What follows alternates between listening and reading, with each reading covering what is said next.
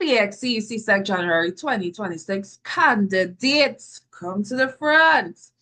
So just taking some time to share some tips with you all. As some of you, my students, know, I will always tell you all revision is the key to remember what you learn and to succeed.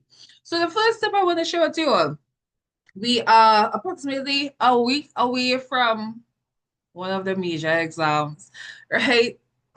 So you all should be revising. And more so, you should be revising effectively. What do I mean?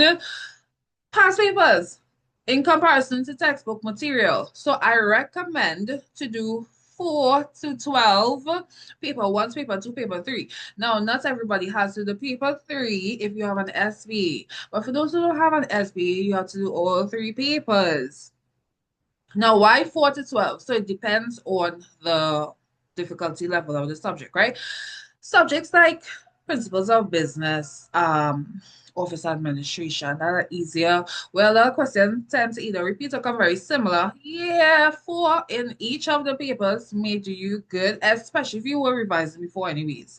Now, you could still do it if you wasn't revising before, but you might have to do more than 4. Which anybody know me know I don't recommend the last minute thing.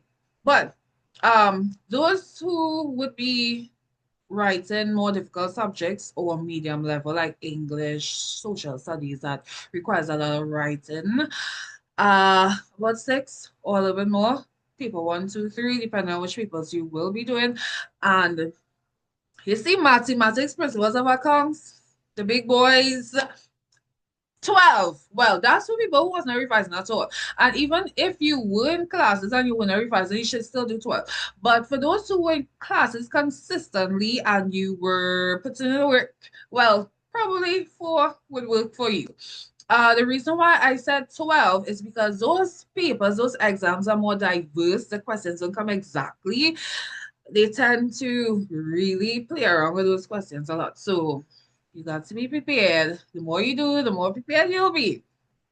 Now, a lot of students like to not just cram, but they like to wait. Oh, not this. They like to read to revise. That's not the best way to revise. If your exam is written, you write to revise because that's the same method in which you would be writing your exams, and it takes more thinking when you write and you read. Sometimes you read, and if you're not paying attention, you're not focused reading, you're going to forget what you read. So, I recommend write to revise. Yes, you might say it's time consuming, it's taking up page. Like, listen, do you want to pass your exams or not? Like, write the thing. And the other one is mindset.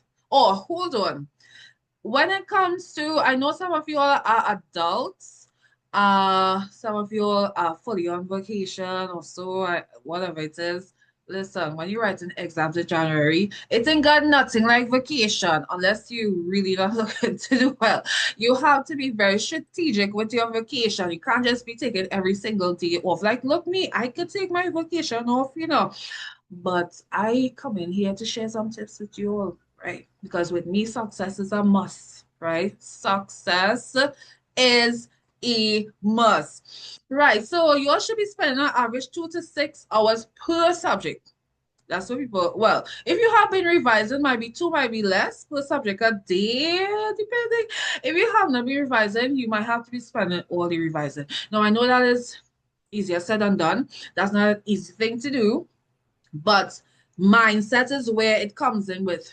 Even when you don't feel like doing it because you don't want to ever rewrite your exams, you want to get the best grade possible, you want to obtain your goal, and you want to move on with your life in 2026. So come on, make the sacrifice now, put in the effort now. As I like to say, put in the work and you will see the results. And if you don't put in no work, don't expect no good results. Let's be real. Anyhow, you all enjoy the rest of the holiday. Happy New Year in advance and see you all when the new school term resumes. Bye.